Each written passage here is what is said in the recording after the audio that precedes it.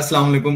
Welcome to PSX रोजनामा। मुइज, आज market ने 1,81,000 से ऊपर की क्लोजिंग दे दी और एक रेंज बाउंड सेशन हमने देखा है मार्केट में। जैसे भी जब मार्केट मंडे से स्टार्ट हुई है उसके बाद से हमने कुछ हद तक प्रॉफिट टेकिंग भी देखी, कुछ में हमने बाइंग भी देखी और आज तो खास तौर पे अपर कैप्स भी हिट हुए हैं, जिसमें फैक्टो, पावर सीमेंट, इन दोनों की तो हमने स्विंग विच स्टॉकिफाई में आज कॉल्स भी दी थी और इसके अलावा टॉमसीएल, एसजीपीएल भी। तो एक स्टॉक स्पेसिफिक स्ट्रॉन्ग मोमेंटम हमें नजर आया है। अगर हम सेक्टर की बात करते हैं तो कौन सा सेक्टर हमें ज्यादा स्ट्रॉन्ग है? जैसे मंडे को हमने कमर्शियल बैंक्स में ज्यादा काम होते देखा था, कल फार्मा फर्टिलाइजर जो था वो अच्छी हाई क्लोजिंग दी थी। तो आज के दिन कौन से सेक्टर्स में हमें ज्यादा पॉइंट्स नजर आए कंट्रीब्यूट? देखिए, साथ मार्केट कैसी भी हो, कैप कोई ना कोई आइटम तो लगता ही है आज। लेकिन अच्छी बात यह है कि हमने 2 कॉल्स दी और दोनों सक्सेसफुल और कैप पर बंद हुई, यानी कि कल की ओपनिंग भी बहुत ही शानदार होगी। और सुबह आते साथ मैंने गुल अहमद का भी बताया था लोगों को अपने ग्रुप के अंदर, और इसके हम्म। अलावा गुल अहमद मैंने मिड डे मूव में भी कवर किया। तो शेयर्स जो अच्छे होते हैं वो मार्केट रेंज बाउंड हो, नेगेटिव हो, तब भी चलते हैं। शेयर्स की चॉइस के ऊपर आपका डिपेंड करता है। आज की रेंज की हम बात करें तो टोटल 800 पॉइंट की ही रेंज थी। मार्केट जब ओपन हुई थी तो 1000 पॉइंट के हम्म। आसपास ओपन हुई थी और उसके बाद जो हाई लगाया वो 1358 पॉइंट का लगाया है और लो लगाया है 534 पॉइंट का। तो 800 पॉइंट के दरमियान ही मार्केट मूव की है। वॉल्यूम्स कंपैरेटिवली केसी 100 इंडेक्स के लास्ट डे से थोड़े से कम थे, 44 करोड़ के इस बार वॉल्यूम रहे और केसी ऑल के अंदर वही सवा अरब के वॉल्यूम जैसे कि कल थे,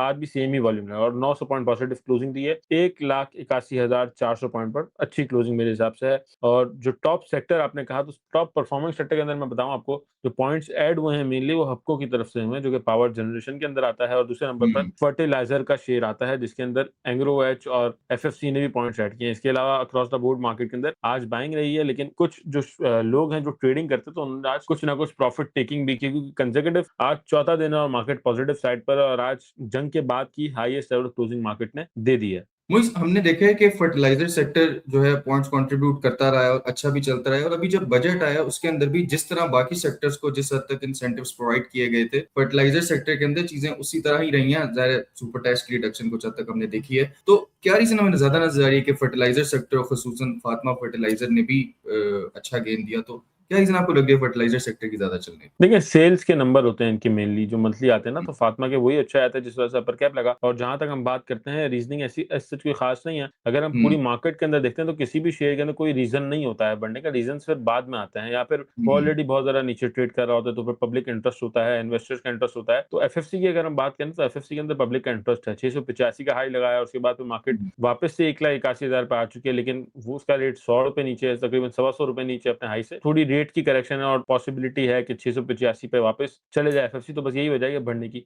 एफएफसी की फॉर नाउ। मुझे जब ब्लू चिप स्टॉक्स को हम देखते हैं, वो जब भी इंक्रीज होते हैं उनके पीछे there always back by fundamentals या कोई मटेरियल इन्फॉर्मेशन या कुछ स्ट्रॉन्ग पॉजिटिव इन्फॉर्मेशन होती है उनके पीछे। बट अक्सर हम पेनी स्टॉक्स के अंदर भी देखते हैं कि उनको भी काफी हम अच्छे अपर कैप्स हमने लगते देखे। जब मार्केट भी नीचे आ रही थी तब भी कुछ स्टॉक्स थे जो अपर कैप जिनको लगे थे। तो जब भी कोई रिटेल इन्वेस्टर होता है उसको हमेशा एंड पे पता चलता है जब उस स्टॉक ने अपर कैप लगना होता है। तो क्या ऐसी रीजंस होती हैं यूजुअली भी जब कोई पेनी स्टॉक अपर कैप लग रहा होता है? क्या वो किसी अच्छी मटेरियल इन्फॉर्मेशन की वजह से होता है या कोई बैक बाय स्ट्रॉन्ग फंडामेंटल्स होता देखिए, मैं आपको एक सिंपल सी बात बताता हूँ कि कोई भी बंदा, इवन मेरे जैसा भी अगर बंदा है, तो वो एट राइट टाइम पे एंट्री आप कभी भी नहीं मार सकते किसी भी शेयर के अंदर। है? हम्म। जैसे कि हम्म। एसजीपीएल जो आपने बोला कैप लगा है, एसजीपीएल की हम्म। अगर हम बात करते हैं तो ये हेल्थ केयर के अंदर जा रहा है, फार्मास्यूटिकल के अंदर कंपनी जा रही है, पावर हम्म। सेक्टर से शिफ्ट होकर नाम वगैरह भी इसका चेंज हो रहा है। तो 30 रुपए का शेयर था जब इसकी मटेरियल इन्फॉर्मेशन आई थी, लेकिन तब कोई भी इंटरेस्टेड नहीं था इसके अंदर। उसके हम्म। बाद अचानक से चलना शुरू हुआ और 80-85 रुपए के हमने हाईज देखे। इसके अलावा भी अगर हम पिछले किसी शेयर में चलते हैं, पहले जब एफएफबीएल हुआ करता था, फौजी फर्टिलाइजर बिन कासिम, तब भी 8 रुपए में कोई इसके अंदर बाय नहीं करता था। इवन एसएसजी तो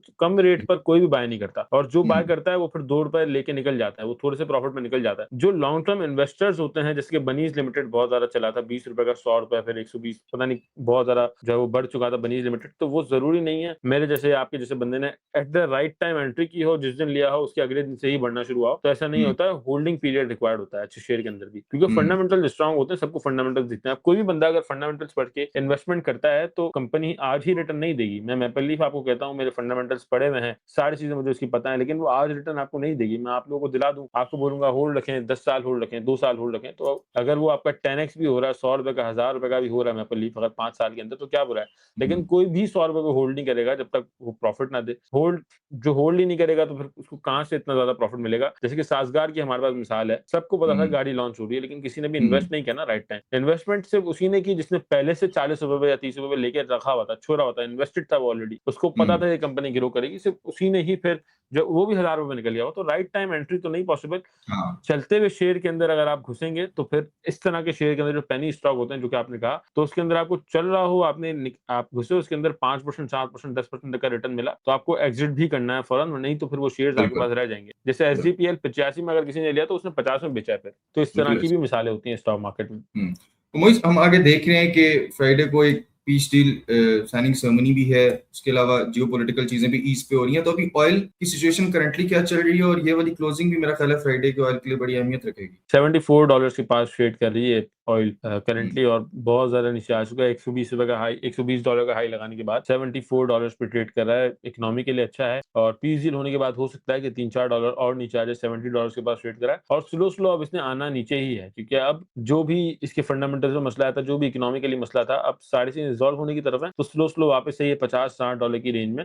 आ जाएगा इंशाल्लाह। न्यूज हमारे पास फॉरेन डायरेक्ट इन्वेस्टमेंट एफडीआई के भी नंबर्स आए हैं, और ईयर ऑन ईयर अगर हम देखें तो 28.4% जो है ये डिक्लाइन हुई है, कम हो गई है। वर्सेस अगर हम लास्ट अभी 1.623 बिलियन थी, लास्ट ईयर हम देखते हैं 2.267 बिलियन थी। और अगर हम मंथली भी देखें मई के अंदर, तो ये 8% मंथ ऑन मंथ डिक्लाइन हुई है। तो इसकी रीजन अगर हम देखें तो एफडीआई, अगर हम सेक्टर्स की तरफ जाते हैं तो कौन से सेक्टर्स की तरफ ज्यादा एफडीआई जो होती है कंट्रीब्यूट कर रही होती है, ज्यादा अलाइंड होती है? जी, बिल्कुल साथ एफडीआई की जो सबसे ज़्यादा कंट्रीब्यूशन है वो पावर सेक्टर के अंदर होती है, और उसके बाद फाइनेंशियल सर्विसेज या फिर फाइनेंशियल इंस्टीट्यूशंस जो होते हैं, इन्वेस्टमेंट डायरेक्ट जो कंपनीज में करते हैं थ्रू स्टॉक एक्सचेंज और थ्रू म्यूचुअल फंड, उसके अंदर होती है। तो थोड़ा इम्पैक्ट पावर पर पड़ सकता है, लेकिन एफडीआई के नंबर्स अगर हम एनुअली देखें तो वो ज़्यादा बेहतर रहता है, क्योंकि महीने के हम्म, अंदर ऊपर नीचे चल रहा होता है कंटिन्यूसली। एनुअली कंटिन्यूसली पाकिस्तान के एफडीआई नंबर्स हैं वो थोड़े-थोड़े बेहतर होते जा रहे हैं। जैसे आपने कहा, ये बात भी ठीक है कि पावर सेक्टर के अंदर 871.4 मिलियन डॉलर जो है वो जुलाई और मई के फिस्कल ईयर 26 के अंदर कंट्रीब्यूट हुए थे।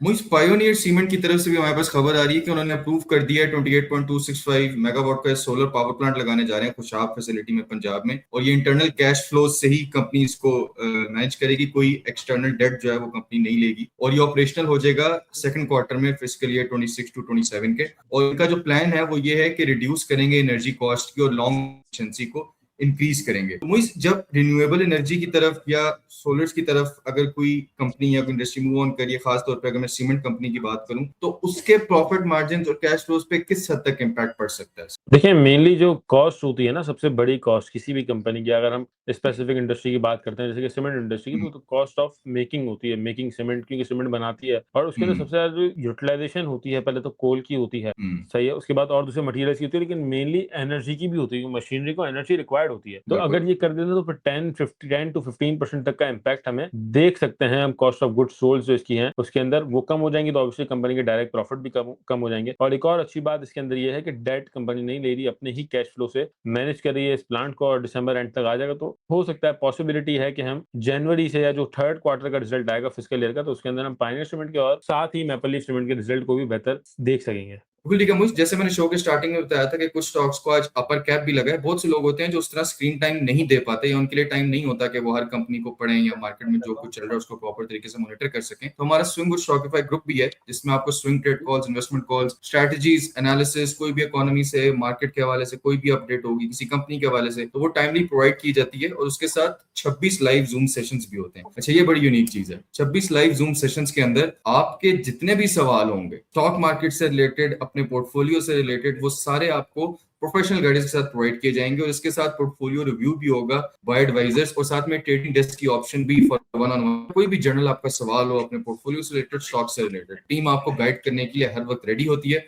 नंबर है व्हाट्सएप 0336130544। आप राब्ता करेंगे और आपको तमाम तफसीलात प्रोवाइड कर दी जाएंगी। वो इस एक दिन बाकी है अभी ट्रेडिंग का, कल के दिन के लिए क्या स्ट्रैटेजी होनी चाहिए उसके बारे में भी हम जानेंगे। और कोई एक सेक्टर खास जो आपको लगता है कि कल के दिन के लिए ज्यादा अट्रैक्टिव हो सकता है, इस बारे में भी। देखिए, सेक्टर वाइज तो नहीं, मैं आपको एक स्क्रिप्ट बता देता हूँ फॉर हम्म, टुमारो, कल के दिन जो अच्छा परफॉर्म कर सकता है, जिसके अंदर सबसे टॉप पर तो मेरे पास प्रेमा आ जाता है फूड सेक्टर से। आज टॉम सीएल की भी हमने बताया था, टॉम सीएल कैप लग गया। इसके बाद प्रेमा के अंदर अगर आप बाइंग करते हैं तो मोस्ट प्रोबेबली कल के ही दिन में आपको अच्छा कुछ बेहतर रिटर्न मिल सकता है। और उसके बाद गुल अहमद का भी मैंने मिड डे में भी कहा है, तो उसको भी आप एज अ कॉल कंसिडर करें, लेकिन वो वीकली कॉल होगी हमारी। गुल अहमद अगर आप बाय करते हैं तो 33 रुपए, 34 रुपए तक के टारगेट्स, इनिशियल पहला टारगेट हमें दिख रहा है। तो ये दो स्क्रिप्ट हैं जिनके अंदर आप बाइंग कर सकते हैं। थैंक यू सो मच मोइस फॉर ज्वाइनिंग द शो। ये था आज का रोजनामा। इंशाल्लाह आपसे मुलाकात होगी इतवार वाले दिन हफ्तानामा के अंदर, एक बहुत स्पेशल एपिसोड होगी। तब तक के लिए मुझे और मोइस को इजाजत दीजिए। अल्लाह हाफिज।